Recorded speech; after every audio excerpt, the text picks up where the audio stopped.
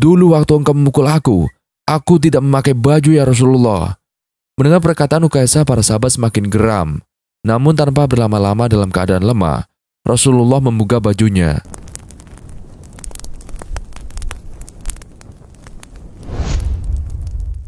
Assalamualaikum warahmatullahi wabarakatuh.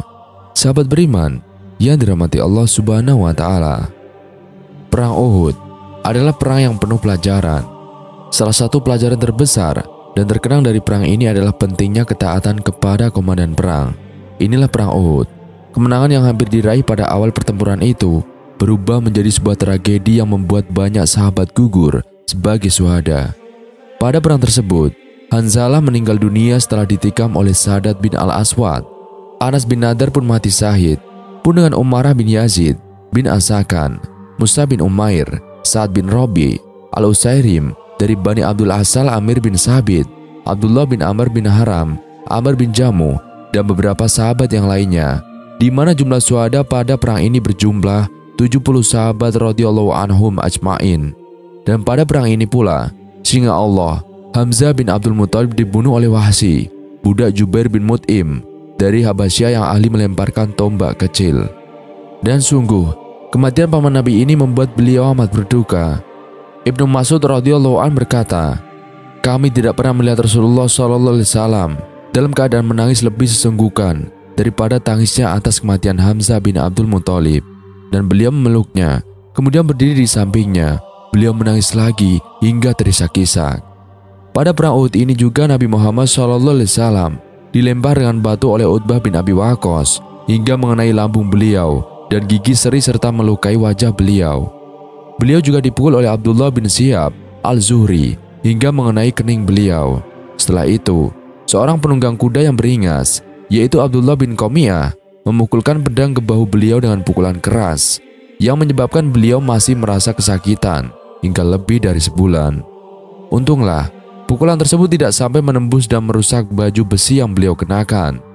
Setelah itu, Abdullah bin Qamiyah juga memukul beliau pada bagian tulang pipis keras pukulan yang pertama. Dan pukulan ini menyebabkan dua mata rantai pengikat topi besi beliau terlepas dan menancap di kening beliau. Di dalam Sahih Muslim disebutkan bahwa gigi seri yang dekat dengan gigi taring beliau pecah dan kepala beliau terluka. Pada perang Uhud ini pula, beliau terkena lemparan anak panah pada bagian tulang pipi hingga menyebabkan dua mata rantai pengikat topi besi beliau yang ada di bagian itu putus. Abu Ubaidah kemudian menggigit kepingan mata rantai topi besi tersebut dengan giginya karena khawatir akan menyakiti Rasulullah SAW. Ia akhirnya berhasil melepaskannya, tetapi gigi serinya menjadi goyah karena kerasnya upaya pencabutan tersebut. Abu Ubaidah juga berbuat seperti yang pertama hingga berhasil melepaskan potongan yang kedua. Akibatnya, gigi serinya yang lain juga ikut goyah. Lantas, adakah peristiwa yang lebih hebat dan lebih berat bagi Rasulullah SAW melebihi tragedi perang Uhud? Pertanyaan ini pernah dilontarkan oleh Bunda Aisyah radhiyallahu anha kepada beliau, yang kemudian diabadikan oleh Al-Bukhari dalam Sahihnya 1180. Urwah meriwayatkan bahwa Ibunda Aisyah pernah mengabarkan kepadanya bahwa suatu hari dia pernah berkata kepada Nabi Muhammad SAW, "Hal ata alaika yaumum asadu min yaumim Uhud?" Pernahkah kau alami hari yang lebih berat daripada hari Uhud? Kemudian beliau menjawab, "Aku telah mendapatkan perlakuan dari kaummu, dan itu menjadi hari yang tersulit yang aku dapatkan dari mereka di Aqabah, sebuah tempat di Taif. Karena ketika itu aku menawarkan kepada Ibnu Abad Yalail bin Abdul Kilal, namun ia tidak memenuhi ajakanku. Lalu aku pergi dengan wajah berduka, hingga aku tiba di Qarn As-Salib, atau yang sekarang disebut Qarn Al-Manazil. Lalu aku mengangkat kepalaku. Ternyata ada awan yang menaungiku. Lalu aku melihat awan tersebut. Tiba-tiba ada Jibril yang menyeru kepadaku dan berkata, 'Sesungguhnya Allah telah mengetahui apa yang dikatakan dan diperbuat kaummu terhadapmu. Maka Allah mengutus malaikat penjaga gunung itu agar engkau perintahkan sesuai kehendakmu perihal mereka atau kaummu.' Malaikat penjaga gunung itu pun memanggilku dan mengucapkan salam kepadaku lalu berkata, 'Ya Muhammad, faqala dzalika fimma syaita in syi'ta an utibuka alaihumul asabain.' Wahai Muhammad, jika kamu mau, aku akan timpakan dua gunung ini. Abu Qubais dan Qa'iqan kepada mereka. Namun Nabi Muhammad SAW bersabda, "Bahkan aku berharap agar Allah mengeluarkan dari sulbi-sulbi mereka generasi yang beribadah kepada Allah semata dan tidak menserikatkannya dengan sesuatu apapun juga." Hadis riwayat Bukhari. Apa yang terjadi di Taif? Mari kita menyesamai kisah yang disebutkan oleh Safiur Rahman Al-Mubarakfuri tentang peristiwa yang terjadi di kota Taif di dalam bukunya yang fenomenal, Ar-Rahiq Al-Maktum, halaman 125-126. Pada bulan Syawal, tahun 10 dari kenabian, atau tepatnya pada penghujung bulan Mei atau Juni 619 Masehi, Rasulullah keluar menuju Taif yang letaknya sekitar 60 mil dari kota Mekah. Beliau pergi ke sana dengan berjalan kaki, didampingi oleh Zaid bin Haritha yang saat itu masih menjadi budak. Setiap melewati perkampungan sebuah kabilah, beliau mengajak mereka kepada Islam. Namun tidak ada seorang pun yang menyambut ajakan beliau. Tatkala tiba di Taif, beliau mendekati 3 orang bersaudara yang merupakan para pemuka kabilah Thaqif. Mereka adalah Abi Yalail, Mas'ud, dan Habib. Ketiganya adalah putra Amr bin Umair As-Saqafi.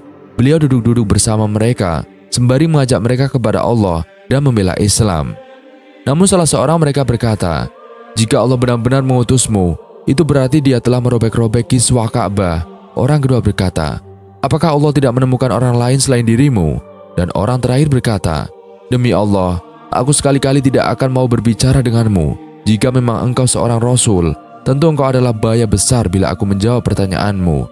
Dan jika engkau seorang pendusta terhadap Allah, maka tidak patut pula aku berbicara denganmu."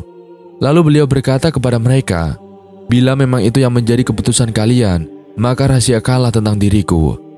Rasulullah tinggal di tengah penduduk Taif selama 10 hari, dan selama masa itu, beliau tidak menyia-nyiakan kesempatan untuk bertemu dan berbicara dengan para pemuka mereka. Namun jawaban mereka hanyalah, "Keluarlah dari negeri kami." Mereka bahkan membiarkan beliau menjadi bulan-bulanan orang-orang bodoh di kalangan mereka. Ketika beliau hendak meninggalkan negeri tersebut, orang-orang bodoh itu beserta budak-budak mereka mencaci maki dan meneriaki beliau hingga membuat banyak orang berkumpul. Mereka menghadang beliau dan membuat 2 barisan, lalu melempari beliau dengan batu dan ucapan-ucapan tak senonoh, serta mengarahkannya ke urat di atas tumit beliau sehingga kedua sandal beliau bersimbah darah. Zaid bin Haritha yang pergi bersama beliau akhirnya menjadikan dirinya sebagai perisai untuk membentengi diri beliau. Tindakan ini mengakibatkan kepalanya mengalami luka-luka, sedangkan orang-orang tersebut terus melakukan itu hingga memaksakannya berlindung ke tembok milik Utbah dan Saibah, 2 orang putra Robi'ah yang terletak 3 mil dari kota Taif. Dan ketika sudah berlindung di sana, mereka pun meninggalkan Rasulullah SAW. Beliau menghampiri sebuah pohon anggur lalu duduk-duduk dan berteduh di bawah naungannya menghadap ke tembok. Setelah duduk dan merasa tenang kembali, beliau berdoa dengan sebuah doa yang amat masyhur. Doa yang menunjukkan betapa hati beliau dipenuhi rasa duka sekaligus sedih terhadap sikap keras yang dialaminya serta menyayangkan tidak adanya seorang pun yang beriman. Beliau mengadu, "Ya Allah, hanya kepadamu aku mengadu kelemahan diriku, sedikitnya upayaku serta hinanya diriku di hadapan manusia. Wahai Zat yang paling pengasih di antara para pengasih, Engkau adalah Rob orang-orang yang lemah, Engkaulah Robku. Kepada siapa lagi Engkau menyerahkan diriku? Apakah kepada orang yang jauh tetapi bermuka masam terhadapku, atau kepada musuh yang telah menguasai urusanku? Jika Engkau tidak murka kepadaku, maka aku tidak ambil peduli. Akan tetapi, ampunan yang Engkau anugerahkan adalah lebih luas bagiku. Aku berlindung dengan perantara cahaya wajah-Mu yang menyinari segenap kegelapan, dan yang karenanya urusan dunia dan akhirat menjadi baik, agar Engkau turunkan murka-Mu kepada aku atau kebencian-Mu melanda diriku. Engkaulah yang berhak menegurku hingga Engkau menjadi ridho. Tidak ada daya serta kemampuan melainkan karena perkenan-Mu." Kemudian beliau beristirahat sejenak di tembok tersebut.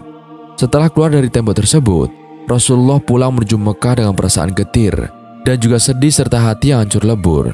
Tatkala sampai di suatu tempat yang bernama Qarn al-Manazil, Allah mengutus Jibril kepadanya bersama malaikat penjaga gunung yang menunggu perintahnya untuk meratakan Aqsabain atau 2 gunung, yaitu Qubais dan Qa'iqan terhadap penduduk Taif.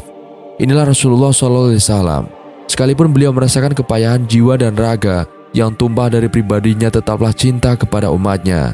Yang paling berat baginya bukan lemparan batu, bukan jeratnya leher beliau ketika ruku, bukan juga saat beliau bersujud, lalu kepala punggungnya dituangi kotoran. Yang berat baginya bukan cacian dan celaan, bukan tuduhan gila, penyihir atau dukun, bukan pula 3 tahun kefakiran dalam pemboikotan.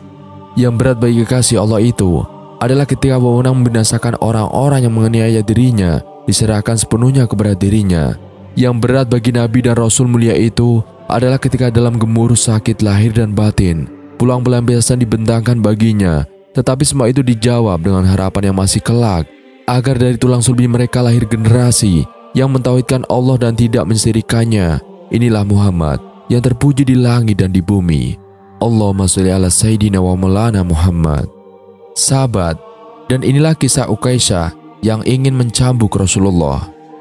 Kisah ini bermula setelah surat An-Nasr diturunkan. Surat ini menurut penafsiran Ibnu Abbas menandai wafatnya Rasulullah dalam waktu yang tidak lama setelah surat ini diturunkan. Jabir bin Abdullah dan Abdullah bin Abbas radhiyallahu an meriwayatkan bahwa setelah surat ini turun, Rasulullah berkata, "Wahai Jibril, jiwaku sudah terasa lelah." Dan Jibril mengatakan, "Akhirat itu lebih baik bagimu daripada dunia, dan pasti Tuhanmu akan memberikan sesuatu kepadamu dan kamu merasa ridho." Mendengar jawaban Jibril, lantas Rasulullah minta Bilal memanggil semua sahabat dan kaum muslimin berkumpul di Masjid Nabawi. Dan tidak lama kemudian penuhlah masjid, karena para sahabat sudah lama sekali tidak mendengarkan tausiah Rasulullah. Kemudian Rasulullah memimpin sholat dan naik ke atas mimbar. Terlihat beliau duduk lemah di atas mimbar, wajahnya terlihat pucat, menahan sakit yang dideritanya. Di momen inilah Rasulullah berkhotbah yang membuat hati bergetar dan membuat mata menangis. Rasulullah bertanya kepada para sahabat, "Wahai manusia, bagaimanakah aku ketika menjadi nabi bagi kalian?" Dan para sahabat menjawab, "Semoga Allah Subhanahu wa Ta'ala membalas kebaikanmu, wahai Nabi. Sungguh engkau bagi kami seperti seorang ayah yang penyayang dan seorang saudara yang tulus dan pengasih. Engkau telah menunaikan seluruh risalah Allah, menyampaikan wahyunya, dan berdakwah dengan hikmah dan pengajaran yang baik. Kami berdoa semoga Allah Subhanahu wa Ta'ala membalas kebaikanmu dengan sebaik-baik balasan sebagai bentuk terima kasih sebuah umat kepada nabinya." Rasulullah bersabda lagi, dan setiap apa yang Rasulullah sabdakan selalu dibenarkan oleh para sahabat. Pada akhirnya sampailah pada suatu pertanyaan yang menjadikan para sahabat sedih dan terharu. Rasulullah berkata, "Sesungguhnya aku akan pergi menemui Allah, dan sebelum aku pergi, aku ingin menyelesaikan segala urusan dengan manusia. Maka aku ingin bertanya kepada kalian, wahai sekalian kaum muslimin, aku meminta kalian dengan nama Allah Subhanahu wa Ta'ala dan hakku atas kalian. Siapa saja yang pernah aku zolimi, hendaklah ia berdiri dan meminta kisos atau pembalasan setimpal dariku sebelum kisos di hari kiamat kelak. Adakah aku berhutang kepada kalian? Aku ingin menyelesaikan hutang tersebut karena aku tidak mau bertemu dengan Allah Ta'ala dalam keadaan berhutang dengan manusia." Mendengar hal itu, tiada seorang sahabat pun yang berdiri. Rasulullah meminta untuk kedua kalinya kepada para sahabat. Tetap saja, tidak ada yang berdiri seorang pun. Sampai 3 kali Rasulullah mengulangi kalimat yang sama, dan para sahabat tetap terdiam, karena memang tidak ada. Tiba-tiba bangun seorang laki-laki tua renta.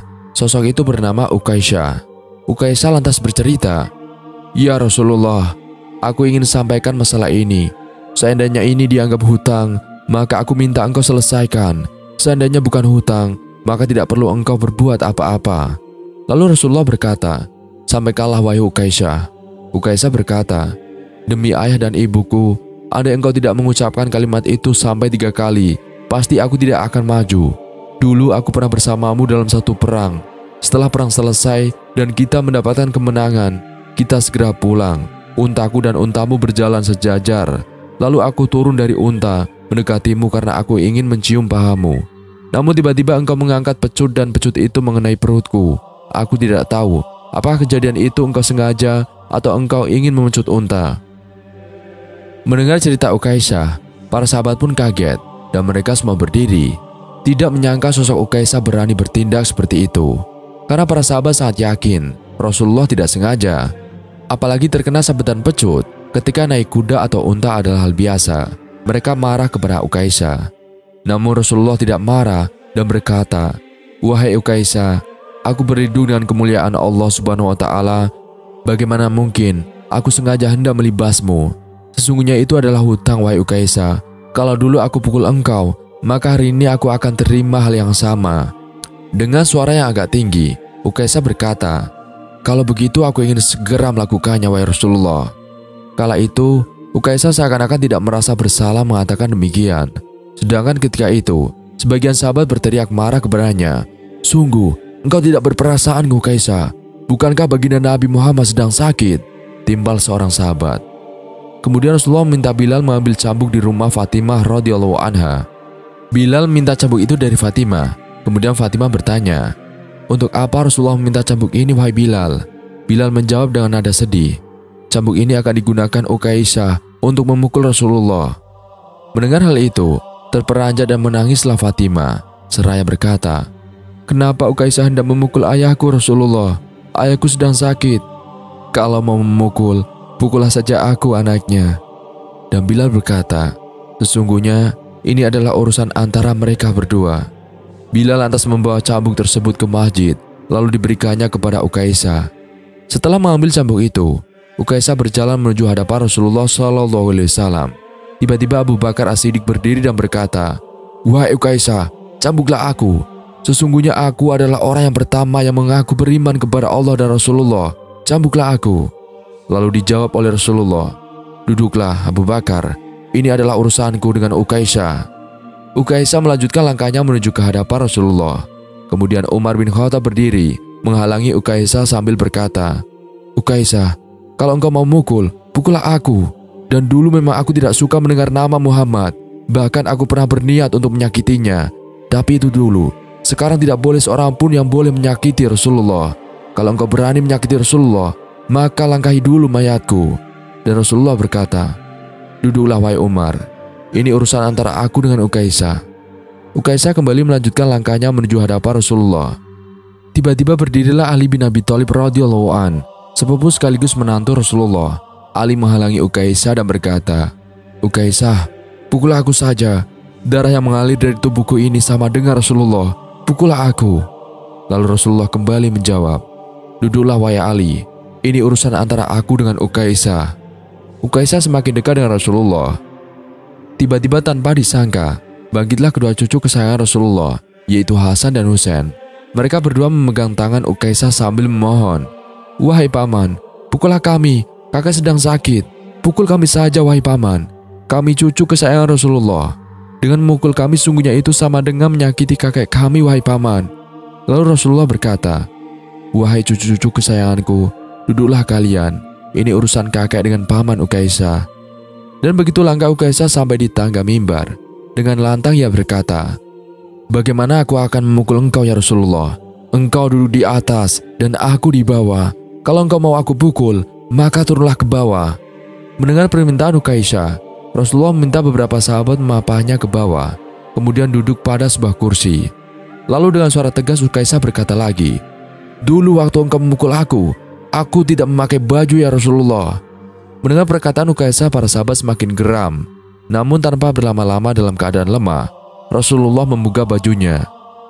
Kemudian terlihatlah tubuh Rasulullah yang sangat indah. Sedangkan beberapa batu terlihat terikat di perut beliau, pertanda sedang menahan lapar. Kemudian Rasulullah berkata, wahai Ukaisah, segeralah. Ukaisah langsung menghambur menuju Rasulullah. Cambuk di tangannya ia buang jauh-jauh. Kemudian ia peluk tubuh Rasulullah seerat-eratnya sambil menangis sejadi-jadinya. Ukaisah berkata, ya Rasulullah, ampuni aku, maafkan aku. Tidak ada manusia yang sanggup menyakiti engkau ya Rasulullah. Sengaja aku melakukannya agar aku dapat merapatkan tubuhku dengan tubuhmu. Karena engkau pernah mengatakan, barang siapa yang kulitnya pernah bersentuhan denganku, maka diharamkan api neraka atasnya. Seumur hidupku aku bercita-cita dapat memelukmu. Karena sesungguhnya aku tahu bahwa tubuhmu tidak akan dimakan oleh api neraka. Dan sungguh, aku takut dengan api neraka. Maafkan aku ya Rasulullah. Mendengar itu, Rasulullah berkata, engkau harus memukul atau memaafkan aku wahai Ukaisah. Ukaisah menjawab, aku telah memaafkan engkau dengan harapan Allah akan memaafkan aku di hari kiamat nanti. Rasulullah dengan senyum berkata, wahai sahabat-sahabatku semua, kalau kalian ingin melihat ahli surga, maka lihatlah orang tua ini atau Ukaisah. Semua sahabat menitikkan air mata. Kemudian para sahabat bergantian memeluk Rasulullah SAW. Allahumma sholli ala Sayyidina Muhammad. Dari kisah ini kita bisa mengambil pelajaran bahwa sekecil apapun kesalahan kita terhadap sesama manusia, terutama terhadap sesama muslim, segerakan meminta maaf. Karena ketika seorang hamba mempunyai dosa kepada Allah, maka orang tersebut harus bertaubat, beristighfar, memohon ampun kepada Allah Subhanahu wa Ta'ala. Dan ampunan Allah sangat luas bagi setiap manusia. Akan tetapi ketika seorang hamba mempunyai kesalahan terhadap orang lain, terlebih kepada sesama muslim, maka urusannya bukan sekedar bertaubat dan memohon ampun kepada Allah, tetapi hamba tersebut harus bersegera minta maaf dengan sepenuh hati kepada orang yang telah dizolimi. Wallahu a'lam bishawab. Dan sahabat, inilah kelompok yang jasadnya tidak hancur hingga hari kiamat. Apakah benar ada? Sejatinya jasad manusia yang telah dikubur akan mengalami kehancuran, dimakan usia hingga tersisa tulang sulbi, sebagai bibit dibangkitkannya kembali pada hari kiamat. Hal ini dilandasi oleh salah satu riwayat hadis Rasulullah yang berbunyi, seluruh bagian tubuh anak Adam akan dimakan tanah kecuali tulang ekor. Darinya lah ia diciptakan, dan dengannya lah ia dirakit kembali. Hadis riwayat Muslim. Kehancuran jasad manusia di dalam kubur juga ditegaskan dalam firman Allah Ta'ala, yakni di dalam Quran Surat Qaf ayat 4. Allah Ta'ala berfirman, sungguh, kami telah mengetahui apa yang ditelan bumi dari tubuh mereka, sebab pada kami ada kitab atau catatan yang terpelihara baik. Meski demikian, sejumlah keterangan hadis menunjukkan ada sejumlah kelompok yang dikecualikan dari peristiwa kehancuran jasad di dalam tanah tersebut. Dan siapa sajakah kelompok yang dimaksud? Satu, yaitu para nabi. Kelompok pertama yang disebut hadis bahwa jasadnya tidak hancur dimakan oleh tanah adalah jasad para nabi. Menurut Ibnu Katsir dalam buku Dahsyatnya Hari Kiamat, yang mengutip hadis dari Imam Ahmad bin Hambal, seorang sahabat pernah bertanya pada Rasulullah mengenai bagaimana sholawat dari umatnya diperlihatkan padanya. Hari Jumat adalah hari yang paling utama untuk kalian. Pada hari itu Adam diciptakan, dan pada hari itu juga ia diwafatkan. Pada hari itu terjadi tiupan dan teriakan. Karena itu, perbanyaklah sholawat kepadaku, karena sholawat kalian diperlihatkan kepada aku. Para sahabat bertanya, wahai Rasulullah, bagaimanakah caranya sholawat kami diperlihatkan kepadamu, padahal engkau sudah hancur? Dan beliau bersabda, sesungguhnya Allah mengharamkan bumi untuk memakan tubuh para nabi. Hadis riwayat Ahmad, Abu Daud, An-Nasai, Ibnu Majah, dan Al-Hakim. 2. Penghafal Al-Quran. Menurut Hasan Tudoni dalam buku Keutamaan Al-Quran dalam perspektif hadis, Rasulullah pernah menyebut bahwa jasad para penghafal Al-Quran atau hafiz Quran dilindungi oleh Allah Subhanahu wa Ta'ala, sebagaimana perintahnya pada bumi untuk menjaga jasad tersebut. Dari Jabir bin Abdullah bahwasanya Rasulullah bersabda, ketika orang yang hafal Al-Quran meninggal, maka Allah memberikan wahyu kepada bumi agar tidak memakan jasadnya. Kemudian bumi berkata, wahai Tuanku, bagaimana aku bisa memakan jasadnya sementara kalamu ada di dalamnya? Hadis riwayat Dailami. 3. Orang yang mati syahid. Orang yang mati syahid diibaratkan telah mencapai kemuliaan tertinggi bagi seorang muslim dalam kematiannya. Selain selama di alam kubur, orang yang mati syahid juga akan mendapatkan jaminan surga. Namun, hal itu memiliki syarat, yakni ia tidak memiliki utang. Jasad orang yang mati syahid akan terjaga, sebab Allah Subhanahu wa Ta'ala memerintahkan bumi untuk tidak menghancurkannya. Dan dalam sebuah hadis dikatakan dari Jabir bin Abdullah bahwasanya Rasulullah bersabda, ketika orang yang hafal Al-Quran meninggal, maka Allah memberikan wahyu kepada bumi agar tidak memakan jasadnya. Kemudian bumi berkata, wahai Tuanku, bagaimana aku bisa memakan jasadnya sementara kalamu ada di dalamnya? Hadis riwayat Dailami. 4. Membaca surat Al-Mulk. Di dalam berbagai riwayat disebutkan bahwa surat ini bisa menjadi penghalang kita dari siksa kubur. Rasulullah bersabda, ada suatu surat dari Al-Quran yang terdiri atas 30 ayat dan dapat memberi syafaat bagi yang membacanya sampai dia diampuni, yaitu Tabarakalladzi biyadihil mulku. Surat Al-Mulk. Hadis riwayat Tirmizi, Abu Daud, dan Ibnu Majah. Kemudian para ulama memberikan catatan bahwa surat Al-Mulk tidak serta-merta menjadi penghalang dari siksa kubur, melainkan surat tersebut akan memberi syafaat apabila kita rajin membacanya setiap malam, memahami isinya, dan mengamalkan hukum-hukum yang berada di dalamnya. 5. Orang yang meninggal di hari Jumat. Hal ini sebagaimana diriwayatkan dari Abdullah bin Amr bin As berkata, bahwa Rasulullah bersabda, tidaklah seorang muslim meninggal di hari Jumat, kecuali Allah lindungi dari fitnah kubur. Hadis riwayat Tirmizi. Dari redaksi hadis ini menyebutkan bahwa manusia yang meninggal pada hari Jumat bukan terbebas dari azab kubur, melainkan dilindungi oleh Allah Subhanahu wa Ta'ala dari fitnah kubur. Dengan itu, si mayat yang seharusnya mendapatkan siksa bisa jadi diselamatkan oleh Allah Subhanahu wa taala. 6. Memperbanyak amal jariah. Diriwayatkan dari Abu Hurairah radhiyallahu an, Rasulullah bersabda, "Jika manusia itu mati, maka akan putus amalnya kecuali dari 3 perkara, yaitu sedekah jariah, ilmu yang bermanfaat, dan anak soleh yang mendoakan orang tuanya." Hadis riwayat Muslim. 7. Memperbanyak amar ma'ruf nahi mungkar. Mengenai hal ini, konteksnya hampir sama dengan amal jariah. Ketika kita mengajak orang untuk berbuat baik, kita akan terkena cipratan pahalanya. Dan Rasulullah bersabda, "Barang siapa yang menunjuki kepada kebaikan, maka dia akan mendapatkan pahala seperti pahala orang yang mengerjakannya." Hadis riwayat Muslim.